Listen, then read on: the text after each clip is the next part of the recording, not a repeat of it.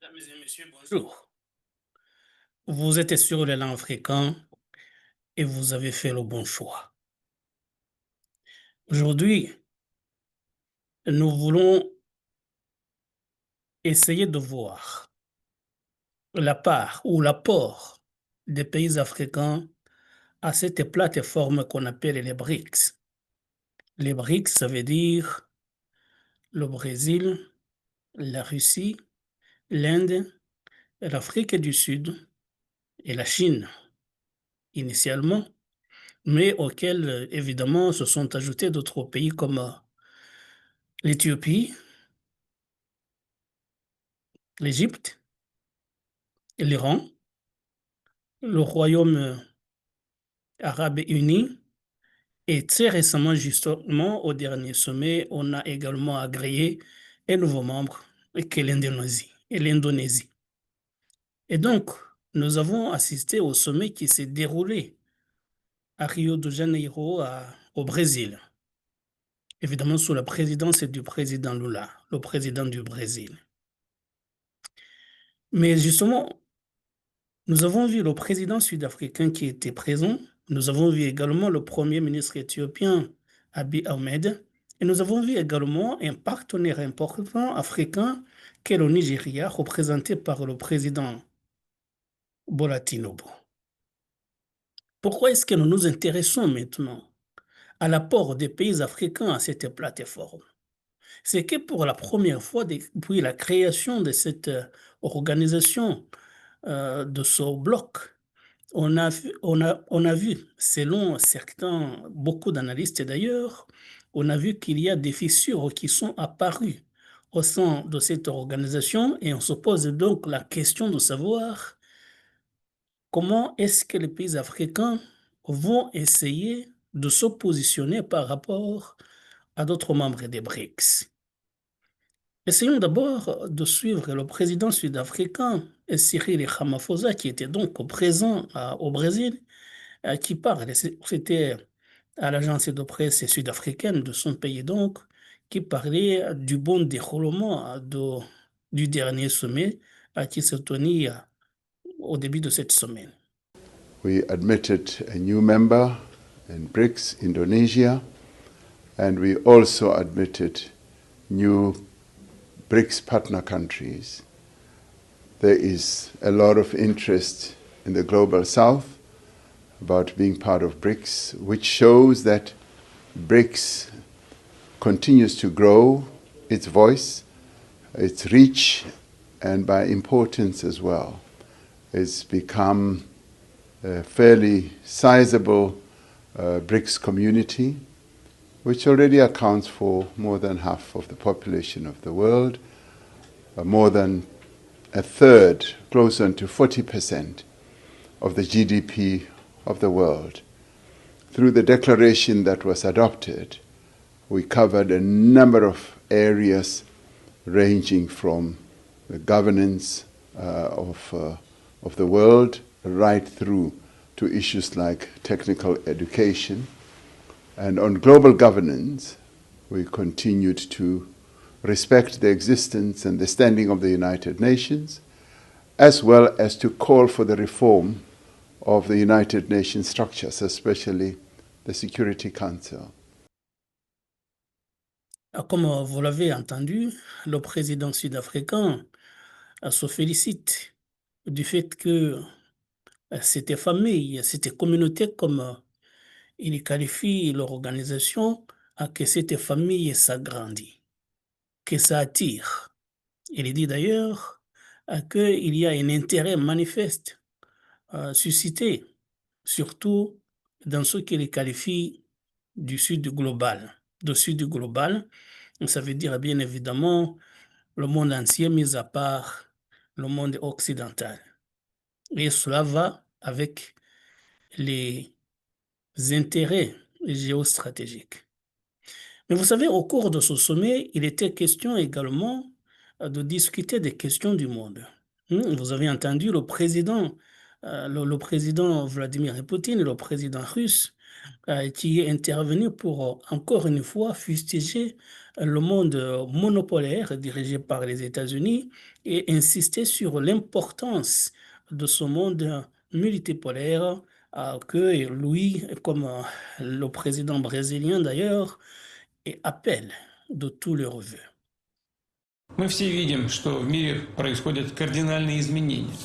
Уходит в прошлое однополярная система международных отношений, обслуживавшая интересы так называемого «золотого миллиарда». И на смену идет более справедливый, многополярный мир. Процесс смены мирового экономического уклада продолжает набирать обороты. Все свидетельствует о том, что модель либеральной глобализации изживает себя. Центр деловой активности смещается в сторону развивающихся рынков, что запускает мощную волну роста, в том числе в странах БРИКС. Чтобы максимально воспользоваться открывающимися в этой связи перспективами, важно активизировать сотрудничество государств-участников нашего объединения. Прежде всего, в таких областях, как технологии, эффективное освоение ресурсов, логистика и страхование, торговля и финансы. Необходимо и далее расширять использование национальных валют во взаиморасчетах. Создание на площадке БРИКС независимой расчетно-депозитарной системы, как представляется, позволит сделать валютные транзакции более быстрыми, эффективными. Ça, c'était la position du président russe.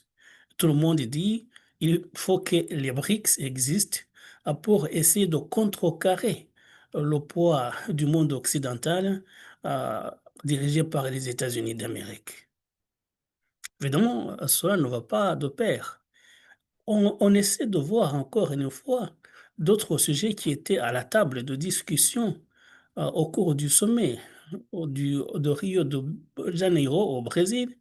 On voit par exemple, il était question de discuter de la gouvernance mondiale. Cela, tout le monde est d'accord. Il faut réformer surtout les institutions de gouvernance, surtout en matière économique, mais également, comme le disait le président sud-africain au début de cette émission, il était également en question d'appeler, même s'ils insistent sur le fait que l'Organisation des Nations Unies est importante, c'est une organisation qui doit continuer d'exister, mais il faut que les instances onusiennes soient réformées, essentiellement le Conseil de sécurité. C'est ce que les membres des BRICS disent. Mais quand il s'agit, par exemple, de revenir sur les dernières décisions états-uniennes, notamment les tarifs douaniers que le président Donald Trump veut imposer au reste du monde, c'est là l'importance des fissures qu'on voit. L'importance des fissures. Parce qu'évidemment, tout le monde est d'accord, la déclaration qui a été adoptée va dans ce sens, et justement, chacun fustige cette position des États-Unis, surtout le président brésilien, lui, Lula, a utilisé des termes très forts. Il dit, quand même, c'est honteux de voir qu'un président d'un grand pays comme les États-Unis continue de menacer le monde entier sur les réseaux sociaux. Il dit, si les États-Unis veulent imposer des sanctions économiques au reste du monde, il faut que les États-Unis sachent que nous aussi, nous sommes à mesure de prendre des sanctions contre les États-Unis. Évidemment, ce sont des menaces. Nem acho que eu deveria comentar, porque eu não acho uma coisa muito responsável e séria um presidente da República de um país do tamanho dos Estados Unidos ficar ameaçando o mundo através da internet. Não é correto. Sabe? Ele precisa saber que o mundo mudou. Sabe? Nós não queremos imperador. Nós somos países soberanos. Se ele achar que ele pode taxar, os países têm o direito de taxar também. Existe a lei da reciprocidade. Eu acho Eu acho muito equivocado e muito irresponsável presidente ficar ameaçando os outros em redes digitais. Mais quand on revient maintenant à, à chacun des membres, la Chine maintenant, d'ailleurs, le président chinois n'est pas allé au sommet des BRICS au Brésil, ce qui a étonné beaucoup de monde. Mais la Chine est en train de discuter avec les États-Unis. Donc, quand le président Lula a dit qu'il faudrait que les États-Unis sachent que les BRICS peuvent aussi prendre des mesures douanières contre les États-Unis, ce n'est pas le cas. La Chine est en train de discuter avec les États-Unis. L'Inde ne veut pas la guerre commerciale avec les États-Unis.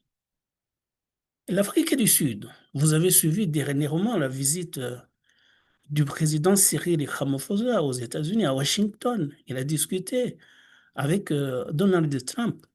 Et d'ailleurs, avant même la visite du président sud-africain, il y avait une déclaration du gouvernement de Pretoria qui disait que la position sud-africaine est d'engager le dialogue avec les États-Unis. Donc, vous voyez, trois membres des BRICS et qui ne sont pas sur la même longueur d'onde que le Brésil. Ça, c'est sur les tarifs douaniers des États-Unis, de l'administration Trump. Un autre sujet, non pas des moindres, c'est les guerres. Ça veut dire les guerres et les conflits mondiaux maintenant. Il y a le conflit, d'abord le conflit russo-ukrainien. La déclaration des BRICS n'aborde pas ce sujet, puisque justement la Russie est membre des BRICS. Aucun des autres membres n'allait condamner l'agression russe contre l'Ukraine. Venons cela passe sous la trappe. Mais même pour le conflit, la déclaration dit, comme l'a dit le président Lula, par exemple pour le conflit dans la bande de Gaza, la position commune, il s'agit de dire, nous ne soutenons pas les actes terroristes du Hamas, mais rien ne justifie le génocide commis à Gaza, à part l'armée israélienne. Absolutamente nada justifica as ações terroristas perpetradas pelo Hamas. Mas não podemos permanecer indiferentes ao genocídio praticado em Israel, por Israel em Gaza, e à matança indiscriminada de civis inocentes e o uso da fome como arma de guerra. A solução desse conflito só será possível com o fim da ocupação israelense e com o estabelecimento de um Estado palestino soberano dentro das fronteiras de 1967. Et quand on attend cela, et quand on voit les positions des uns et des autres, on se demande si tous les pays membres des BRICS ont les mêmes avantages. Parce que normalement, mis à part cette déclaration commune, le Brésil, la Chine, l'Inde n'ont pas la même position sur le conflit israélo-palestinien, puisque beaucoup de membres des BRICS entretiennent de bonnes relations avec Israël et personne ne veut évidemment frustrer le Premier ministre Benjamin Netanyahu. Sauf l'Afrique du Sud. Et là, l'Afrique du Sud se retrouve pratiquement seule, puisque vous savez que l'Afrique du Sud a porté plainte à la Cour de justice internationale contre l'État d'Israël pour ce qui est en train de se passer dans la bande de Gaza. Mais on attendait au moins que lors de ce sommet, d'ailleurs le sommet de l'année dernière également qui s'est tenu en Russie, personne n'a vu les membres des BRICS apporter leur soutien à l'initiative sud-africaine, ce qui est quand même étonnant. Et maintenant, il y a le dernier conflit entre Israël et l'Iran. Le ministre des Affaires étrangères de l'Iran, qui avait fait le déplacement au Brésil, a insisté sur l'agression faite à son pays par Israël et soutenue par les États-Unis. I should hasten to thank fellow BRICS members that appreciated the high responsibility they shoulder with respect to international peace and security by condemning and deploring the flagrant acts of aggressions launched against my country by two nuclear-armed militaries since 13 June. Dear colleagues, as I stand here, my great people are mourning for the loved ones they lost as the result of Israel's unprovoked aggression that lasted for 12 long days with the support, collaboration, and eventual participation of the United States. I urge everyone to realize the depth and gravity of the lawless behavior displayed from 13 to 24 June against Iran, as well as the overly dangerous consequences resulting from the Israelis' continuing impunity for its brutal occupation, apartheid, genocide, and warmongering in our region. In early hours of Friday, 13 June, just 2 days before the scheduled sixth round of Iran-US talks on nuclear issue, Israel waged a series of brutal military and terrorist strikes against my country. Residential areas and military bases were targeted. Off-duty commanders and soldiers, as well as a number of university teachers and scientists, were assassinated in cold blood. Ordinary people, including many kids and women, were slaughtered. Our peaceful nuclear facilities, all under the strict IAEA monitoring, were attacked. Our public infrastructure, including a number of fuel production facilities, were exploded. The US's subsequent involvement in this aggression by targeting Iran's peaceful nuclear installations has left no doubt as to the full complicity of the American government in Israel's war of aggression against Iran.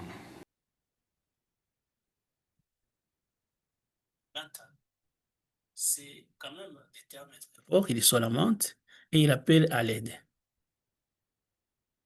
Mais personne ne se soucie presque jamais de l'agression des bombes, des bombardements israéliens contre l'Iran. Ce sont des condamnations en l'air. Et donc, aucun membre des BRICS n'est prêt à s'engager pour défendre l'Iran, qui est membre des BRICS, contre l'agression israélienne. Et là, quand on parle des fissures, justement, c'est ça. Les fissures qui apparaissent, ça veut dire qu'il n'y a pas de mesures concrètes, puisque c'est ce bloc, cette organisation, cette plateforme, les BRICS, en réalité, les membres entretiennent d'autres intérêts, et des intérêts qui divergent. Et vous voyez donc, par exemple, l'Afrique du Sud apporte plainte contre l'État israélien, mais l'Afrique du Sud est seule dans ce combat. Les autres membres des BRICS entretiennent de bonnes relations avec Israël et donc personne ne veut s'engager, ne veut se fâcher avec Israël. Ça veut dire que cette plateforme, normalement, peine à parler d'une même voix sur les grands dossiers internationaux.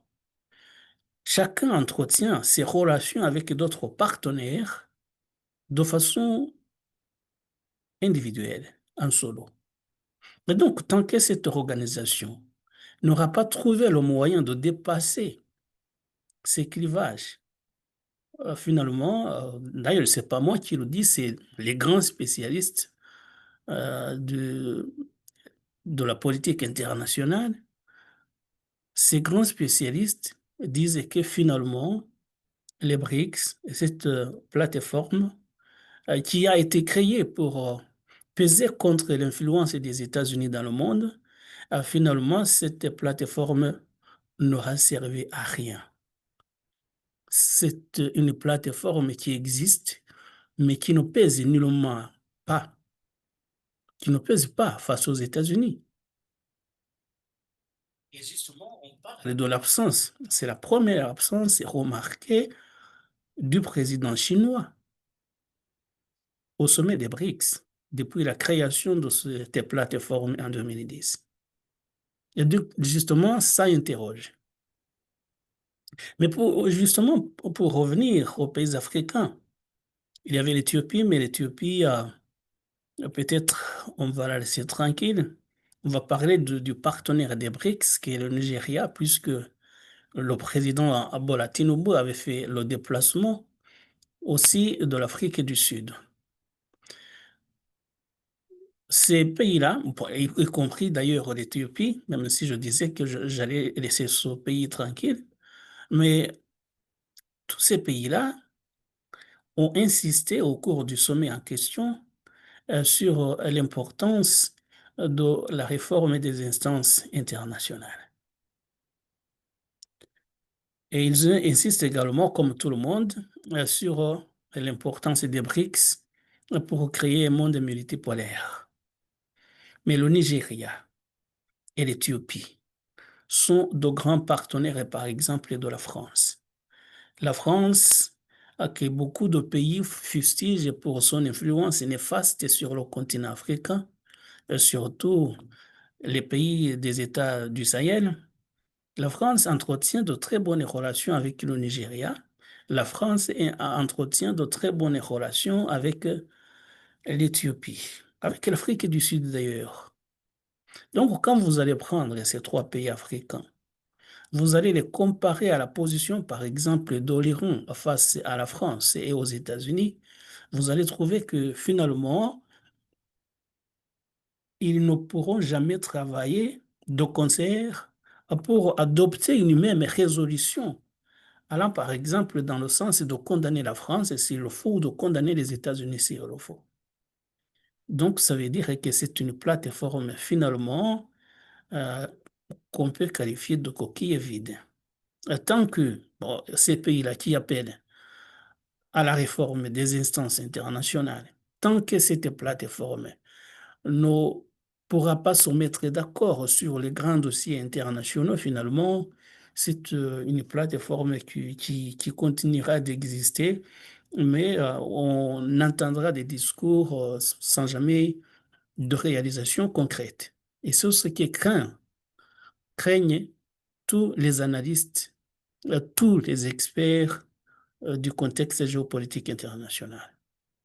Et que ce soit les pays africains qui nous intéressent, et nous, que ce soit les autres membres des BRICS, évidemment, tout le monde a commencé à comprendre qu'il y avait peut-être une sorte de gesticulation, mais que les bonnes paroles restent des bonnes paroles, et qu'il sera très, très difficile d'influencer, par exemple, de peser et de contrer l'influence du monde occidental dans le monde. Dans d'autres termes, ces membres des BRICS continuent pour la plupart d'entre eux d'être normalement ce qu'on peut qualifier de vassaux du monde occidental. Ce sont des vassaux du monde occidental qui veulent s'émanciper, mais qui n'y arrivent pas. Et j'ai parlé des pays africains, notamment le Nigeria. J'ai parlé également de l'Afrique du Sud et je parle aussi de l'Éthiopie et de l'Égypte. Pour l'instant, en tout cas, c'est ce à quoi on assiste, c'est que tous ces pays-là ne parviennent pas à s'émanciper face à l'influence du monde occidental et pourtant fustigé par l'organisation dont ils sont membres, ça veut dire les BRICS. Et voilà, mesdames et messieurs, c'est le sujet que nous voulions évoquer aujourd'hui. On reviendra peut-être sur d'autres sujets on reviendra peut-être sur d'autres sujets du monde occidental, mais pour l'instant, on voulait parler des BRICS et surtout des pays africains membres des BRICS. Merci de nous avoir prêté attention et à très bientôt pour d'autres sujets. Au revoir.